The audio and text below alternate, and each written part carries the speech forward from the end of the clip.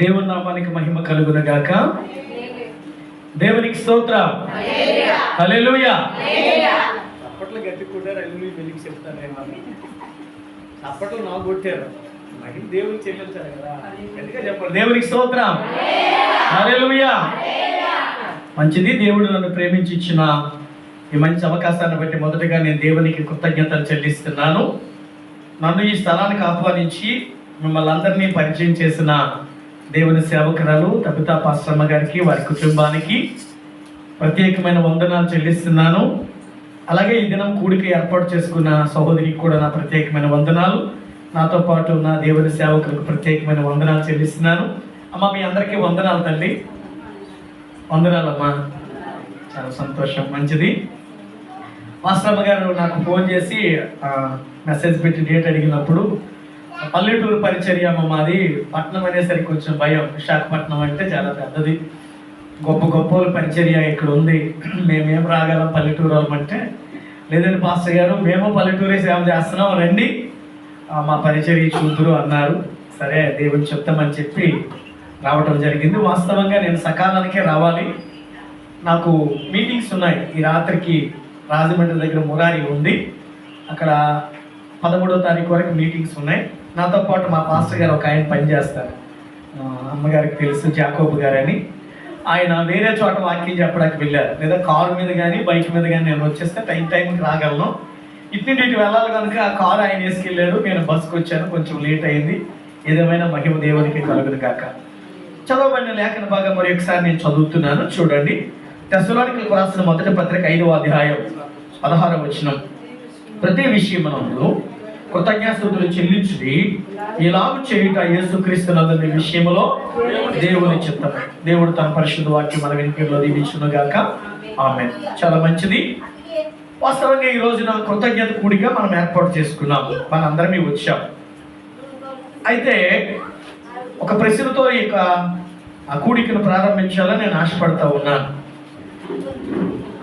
మనం కృతజ్ఞతలు ఎవరికి చెల్లించాలి? దేవునికి చెల్లించాలి. వాస్తవంగా మన పొరిగింటి వాళ్ళు చికెనో మటనో లేదా మంచి కూర వండేసి ఇచ్చారనుకోండి, ఆ గిన్నె వల్ల మనం ఫ్రీగా ఊరికి ఇస్తామా, ఖాళీని ఇస్తామా? ఏమో, అందులో మనం అట్లీస్ట్ పప్పు వండేసైనా, పప్పు చారు వండేసైనా వేసి ఇస్తాం. ఎందుకు? కృతజ్ఞత. వాళ్ళు మనకి ఇచ్చారు కనుక మనం వాళ్ళకి తిరిగి ఏదో ఒకటి ఇవ్వాలి అనే ఆశ. మరి మనుషుల విషయంలోనే మనము అలా చేసినప్పుడు మరి దేవుని విషయంలో ఎంత బాగా చేయాలి?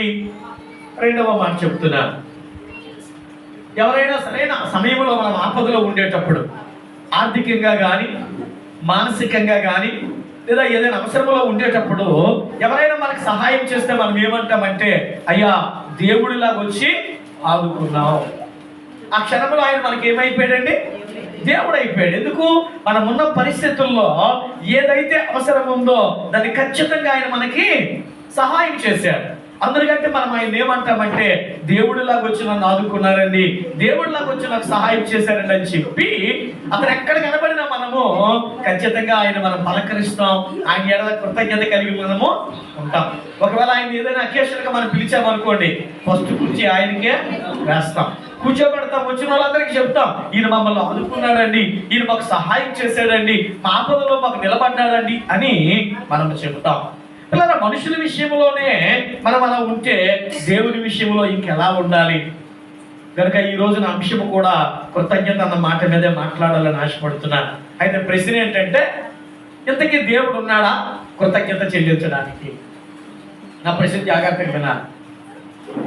దేవుడు ఉన్నాడా? మాట్లాడాలి మీకు.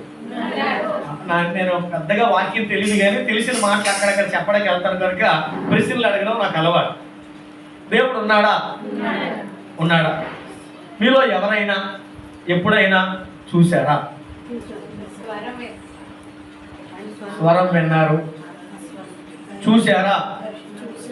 నా ప్రశ్న, చూశారమ్మా? వెలుగుగా నేను చూశానని అడగట్లా. దేవుడు నేను కనబడుతున్నానా? మాట్లాడారా? పొట్టుకున్నానా, పొడుక్కున్నానా, మీడియంగా ఉన్నాను, లావుగా ఉన్నానా, సన్నంగా ఉన్నానా, మీడియంగా ఉన్నాను, నల్లగొన్నానా, తెల్లగొన్నానా, మీడియంగా ఉన్నాను. సో నేను చాలా స్పష్టంగా మీకు కనబడుతున్నాను. అలాగే మీరు ఎవరైనా ఎప్పుడైనా దేవుణ్ణి చూశారా? నాకు ఆన్సర్ అది కావాలి. అవునా? అందుకే చెప్పారు పల్లెటూరు కష్టం అంటే. మంచిది. అయితే నా ప్రశ్న ఏంటంటే, నా ప్రశ్న కాదు, చాలా మంది ప్రశ్న ఏంటంటే, సృష్టి జరిగి సుమారుగా 6000 సంవత్సరాలు అయ్యాయి. ఈ 6000 సంవత్సరాల్లో చాలా మంది మేధావులు పుట్టారు, చాలా మంది జ్ఞానవంతులు పుట్టారు, చాలా మంది రాజకీయవేత్తలు పుట్టారు, చాలా మంది నియంతలు పుట్టారు, గొప్ప గొప్ప రాజులు పుట్టారు, గొప్ప గొప్ప పారిశ్రామికవేత్తలు పుట్టారు. ఎంతో మంది మహానుభావులు మనకంటే ముందు పుట్టి చనిపోయారు. ఈ రోజున మానవుడు నాగరికత ఎరిగిన తరువాత ఈ భూలోకం నుంచి ఇంచుమించుగా ఏమని చంద్రమండలం మీదకి వెళ్ళాడు, అంగారగ్రహం మీదకి వెళ్ళాడు, రానున్న దినాల్లో సూర్యుని దగ్గరకు కూడా వెళ్ళడానికి ప్రయత్నం చేస్తూ ఉన్నాడు. కనుక ఇలా ప్రయత్నాలు చేస్తున్న సమయంలో ఒకవేళ దేవుడు అనేవాడే ఉంటే ఎప్పుడో ఒకప్పుడు ఎక్కడో ఒక చోట ఎవరికో ఒకరికి కనబడాలి కదా. మనం ఆకాశాలు దాటుతున్నాం, మహాకాశం వరకు వెళ్ళిపోతున్నాం. మరి దేవుడు అనేవాడే ఉంటే ఈ మధ్య ప్రయాణంలో ఏ ర్యాకెట్కో, ఏ విమానానికో, ఏ హెలికాప్టర్కో ఎక్కడో ఒక దగ్గర కనబడి హాయ్ హలో అని చెప్పాలిగా. మరి ఇంతవరకు ఇన్ని వేల సంవత్సరాల్లో ఇన్ని కోటాను కోట్ల మంది పుట్టి గొప్ప గొప్పలు పుట్టారు కదా, ఎవరికీ కనబడలేదు దేవుడు. మరి ఉన్నాడని ఎలా చెప్పగలం? నాకు బైబిల్ చెప్పకండి, దయచేసి బైబిల్ మాట్లాడకండి. మీరు నమ్మారు, మీరు చెప్తారండి, మేము ఎలా నమ్ముతాం? ఒక ఆధారం కావాలి. చాలా జాగ్రత్తగా వినాలి నా ప్రసంగం కదా, అది మీ విశ్వాసం. రెండు, ఒకవేళ దేవుడు అనేవాడే ఉంటే మనిషి ఆర్థికంగా, మానసికంగా, ఆత్మీయంగా, ఆరోగ్యపరంగా, సామాజికంగా నలిగిపోతా ఉన్నాడు కదా. ఆకలయ్యే సమయానికి ఆకాశానికి రంధ్రం పెట్టి ఆహారం కురిపించవచ్చుగా. ఆర్థికపరమైన ఇబ్బందులు ఉండేటప్పుడు ఆకాశానికి రంధ్రం పెట్టేసి కావలసిన ధనాన్ని ఇవ్వచ్చు కదా. మరి దేవుడు అనేవాడే ఉంటే మనిషే కష్టపడి, మనిషే సంపాదించుకొని, మనిషే వండుకొని, మనిషే తిని, మనిషే అరిగించుకుంటే మధ్యలో దేవునికేమి సంబంధం?